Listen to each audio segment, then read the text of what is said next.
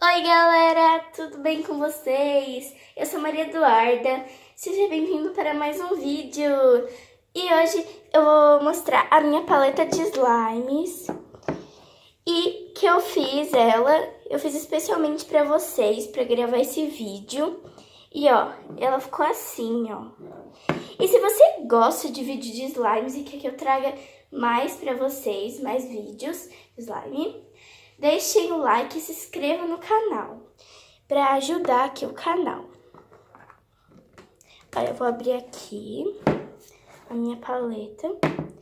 E a primeira slime que eu vou mostrar para vocês é a Butter. Essa aqui, ó, essa Butter aqui. Ó, eu acho ela ótima, essa Butter. Ó. Ela é muito boa. Ela faz clique, ó.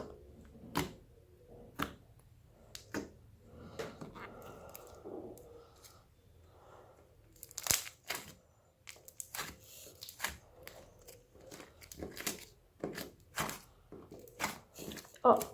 E ela é rosa, ela é muito bonitinha. Eu adoro ela. Ela é ótima.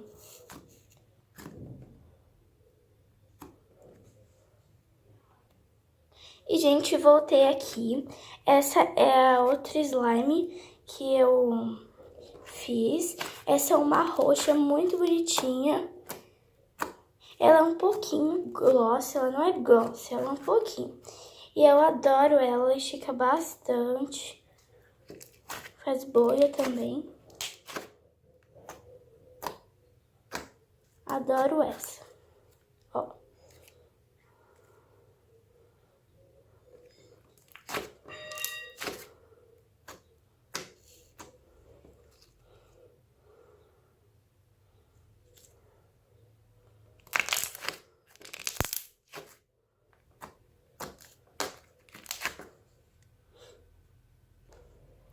A próxima slime é essa daqui.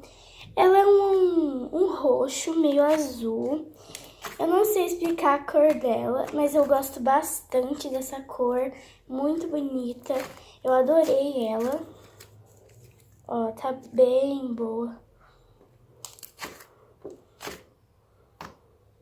Vocês gostam de slime? Ah, eu adoro, gente. É muito legal ficar fazendo as slimes. Aí depois você brincar com elas. Ó, essa aqui é muito boa. Eu adoro essa daqui. Gente, agora eu tô com essa daqui, que ela é Crunch barra Foam Slime. E ela é com bolinha de isopor, ó. Eu adoro Crunch Slime. É muito boa. E essa azul ficou muito bonitinha. É o meu azul preferido, esse daqui é azul bebê. Tá bem clarinho. E as bolinhas de isopor ficaram muito bonitas aqui nessa slime. E ela ficou muito boa. Já vai deixando seu like, hein, se você gosta de slimes.